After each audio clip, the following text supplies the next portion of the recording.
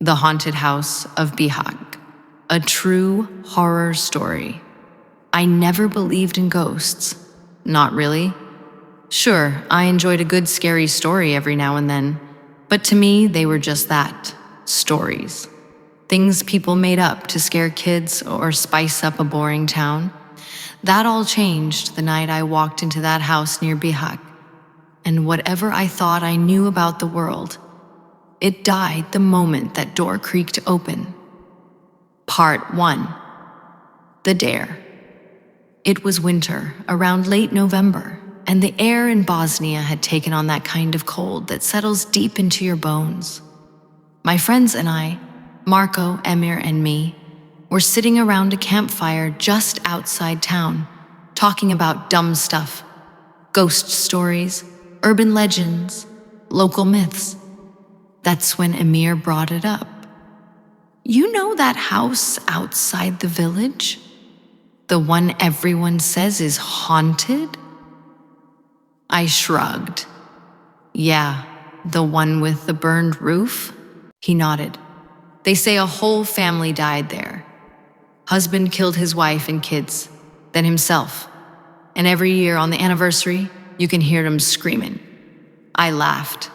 Bullshit. Marco smirked. Wanna bet? That's how it started. A dumb dare. We were supposed to go there, stay inside for 1 hour, record everything and leave. No Ouija boards, no rituals, just a simple stay. 1 hour. That's it. We didn't realize what we were walking into. Part 2, the house. We got there just after midnight. The house sat at the end of a cracked, weed-covered road surrounded by forest. Even the moonlight seemed hesitant to touch it.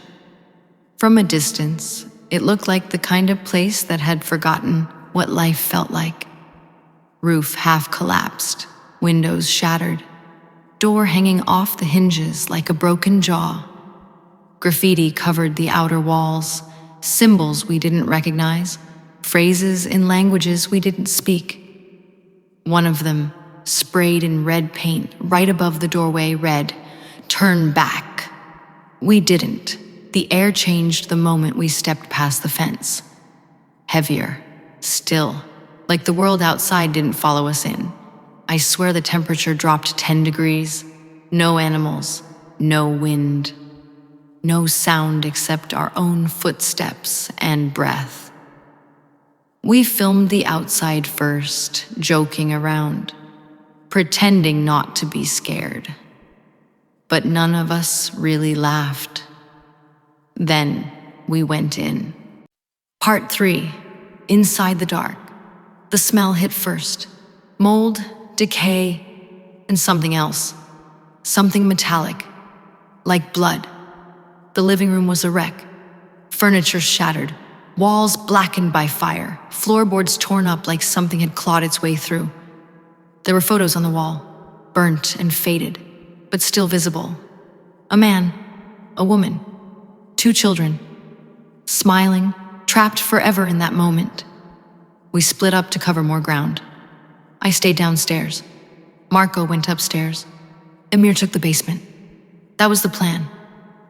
But plans don't mean much in a place like that. The moment they disappeared from view, the house changed. The air got thicker. My flashlight dimmed, even though the batteries were new. The silence became unbearable. I could hear my own heartbeat, feel it echo in the walls. Then came the sound. It started low, a whisper, my name. I froze. "Who's there?" I called out. No answer. Then a creak, followed by footsteps, slow, deliberate, coming from the hallway behind me. I turned. Nothing. But the footsteps didn't stop. They got closer. Part 4, downstairs. Screams upstairs. Marco later told me he found a locked door at the end of the hallway. He swore he heard a child crying behind it. When he turned to call for us, the hallway had shifted. It was longer. The door was gone. In the basement, Emir's flashlight went out completely. He described it as being swallowed. He said something touched him in the dark. Not grabbed, touched, gently, like fingers brushing skin. He ran into a wall, tried to escape, but the stairs weren't where they were before.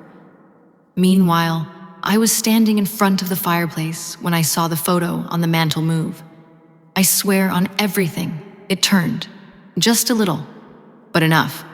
Enough for me to feel seen. That's when the crying started. Not a person, not two. Dozens. Men, women, children. All crying, all screaming. The walls vibrated. My flashlight burst. And the house groaned, like it was alive. I ran to the stairs just as Marco came down, pale as death. Emir came stumbling up from the basement, bleeding from his forehead. We didn't speak. We didn't need to. We ran. Part 5. The escape. The moment we crossed the threshold, it all stopped. The screaming, the cold, the weight. It just ended, as if we'd never been inside. We got into the car and drove.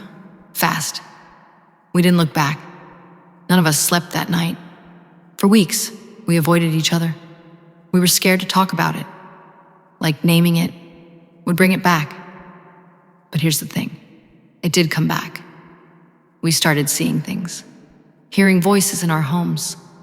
Our lights would flicker at the same time, miles apart. Marco's dog refused to enter his bedroom. Emir swore someone stood at the foot of his bed every night. As for me, I still hear the crying. Only now it's outside my window.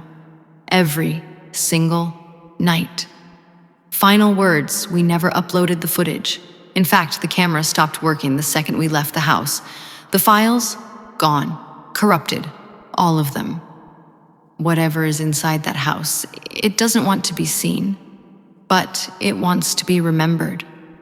So if you ever find yourself near Bihac and someone tells you about a house at the edge of the village, don't go looking for it, because it might be looking for you.